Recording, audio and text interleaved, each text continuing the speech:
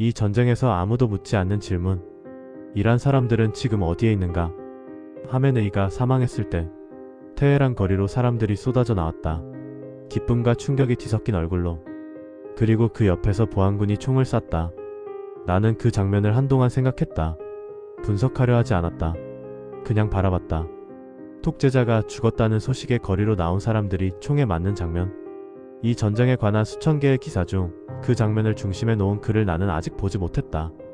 모든 분석은 다른 곳을 향하고 있다. 유가가 얼마까지 오를 것인가? 호르무즈 봉쇄가 언제 풀릴 것인가? 코스피는 몇 퍼센트 빠질 것인가? 이란의 새 지도부는 친미 성향일 것인가? 이것들은 모두 중요한 질문이다. 하지만 나는 자꾸 다른 질문으로 돌아온다. 총에 맞은 그 사람은 그날 무엇을 원했을까? 주어의 문제. 이 전쟁에 관한 거의 모든 문장에서 이란 국민은 목적어다. 트럼프가 이란 국민에게 봉기를 촉구했다. 이스라엘은 이란 정권을 상대로 싸우는 것이지 이란 국민을 상대로 싸우는 게 아니다. 이란 국민이 자신의 운명을 스스로 결정할 수 있을 것이다. 그들은 언제나 수신자다. 촉구받고 보호받고 해방되는 대상. 그런데 이란 국민이 실제로 무엇을 원하는지 묻는 기사는 거의 없다. 아니, 정확하게 말하면 그들이 무엇을 원하는지 들을 방법이 없다.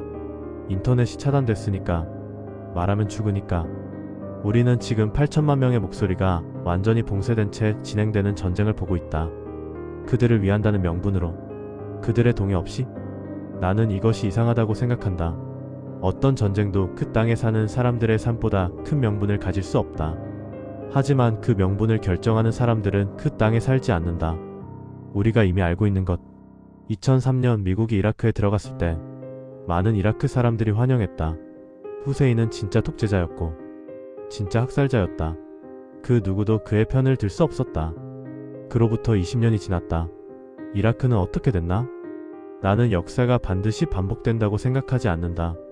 하지만 역사가 경고하는 것을 무시하는 건 어리석음이다. 후세인을 제거하는 데는 3주가 걸렸다. 그 이후를 수습하는 데는 20년이 걸렸고 아직도 끝나지 않았다. 리비아에서는 카다피를 공중폭격으로 제거했다. 그 뒤 리비아는 지금도 두 개의 정부가 대립하는 내전 상태다. 이란은 이라크의 3배 크기다. 8천만 명이 산다. 47년 된 이념 체계가 사회 곳곳에 뿌리를 내리고 있다. 폭탄은 건물을 무너뜨린다. 하지만 사람들의 마음속에 있는 것은 무너뜨리지 못한다. 독재를 혐오하면서도 외국 군대를 더 혐오하는 사람들이 있다. 이것은 모순이 아니다. 두 가지를 동시에 느끼는 건 인간의 자연스러운 감정이다. 역사 속 수많은 저항이 그렇게 시작됐다. 숫자가 지우는 것. 유가가 7, 89% 올랐다는 수치는 정확하다.